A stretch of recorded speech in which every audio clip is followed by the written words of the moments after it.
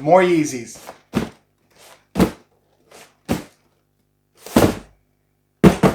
Let's get into it.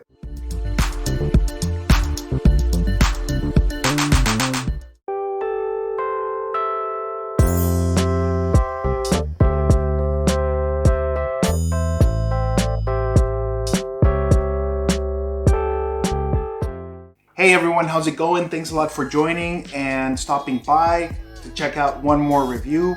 My name is Devagaro, and today I have a very special review on the Yeezy Carbons. Now I've noticed that the Yeezys are really not getting that much buzz anymore, and they are still getting sold out left and right.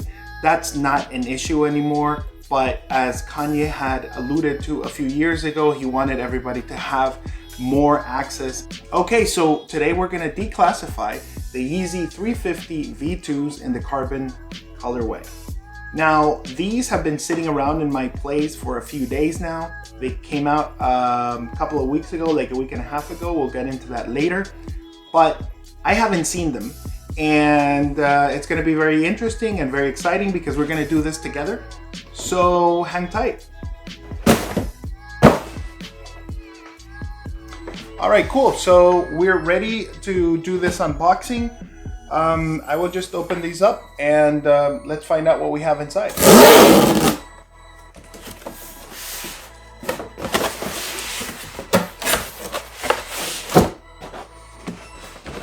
So far, looking good. We have our Yeezys right here. You can just place this back there. So, you guys know the drill. Most of you, if you're not familiar with Yeezys, they come in a standard cardboard box with your 350 on top, and on the side you have boost for the inside of the midsole. And let's open these up. I'm excited, guys. All right, now that we have them out, let's just get into the review. So on top of the shoe, we can see that, let's say that the upper left quadrant of the sneaker has a combination of some darker hues of gray and lighter ones, and this is right here. Perhaps you can see it. I'll just, put a close-up right there for you guys to see it. And I think it looks really good. It's a nice combination with the black that you see pretty much around the entire shoe. We have the side window is in black, as you can see over here, and underneath you have this, kind of like, I don't know, it's not with gray, but it looks like it's interwoven with white color. And in the back there is no pull tab. As I already mentioned, we have infinity lacing system, so you would just move this, just slide this rubber cap to the side, and then you can unstitch and undo the two heads of the laces that you have over here.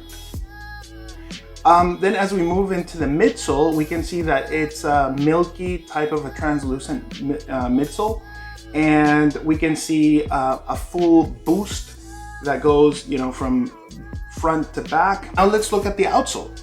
And I can see off the bat that it is considerably more yellow than your midsole.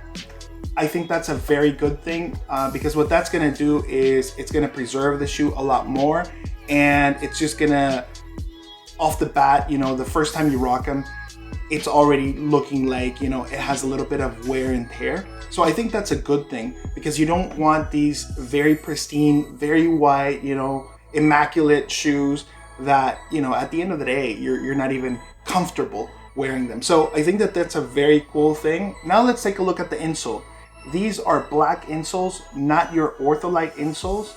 I think that in the last few iterations, I have not seen ortholite for a while now. So I don't know if that's related to costs, reducing some costs, but at the end of the day, it's not a big deal for me personally. You have the branding, which is in this bluish gray. I think it's a very, very nice, subtle branding. It's very, very good. So, you know, what can I say? Nothing earth-shattering. These seem to come with a spare set of laces. Let me just pull these out over here. And, all right. Okay. So it seems it's just you know, another pair of the same color laces. So I guess it's just something that if you're not comfortable with the infinity looping lacing system, then you can just cut them out and swap them with these. All right, so now let's talk a little bit about the pricing. At the end of the day, I paid 215 euros, and you know, I guess what can you say? At this point, I think that Yeezy's hype is dying out. Now, don't confuse what I'm saying, all right? I'm not saying that they're not selling out. That's a very different thing. I just think that they are dying out in terms of hype. So for instance, that kind of excitement that, you know, sneakerheads like myself used to have a couple of years ago for these coming out, you know, would have been off the charts. In terms of sizing, I always suggest going half a size up for 350s. It depends on what silhouette of Yeezys you're looking at, but for the most part, you should be safe with half a size up. Now let's talk about release dates. The Carbon Yeezy 350 V2s were released on October the 2nd, and these were originally called the Asriels. So there was some kind of a hiccup at the last minute, and they got a different name, which is now the Carbon. All right, that's all I have for you guys today. Thank you so much for sticking around, coming back. I really appreciate your support. And please remember to subscribe, hit the notification bell, and drop a like.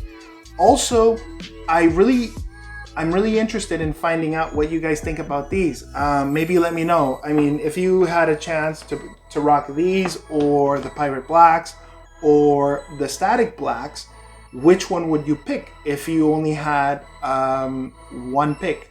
I'm really interested. Let me know. Is this something, do you agree with me? Do you agree that Yeezy hype is not at the level where it used to be?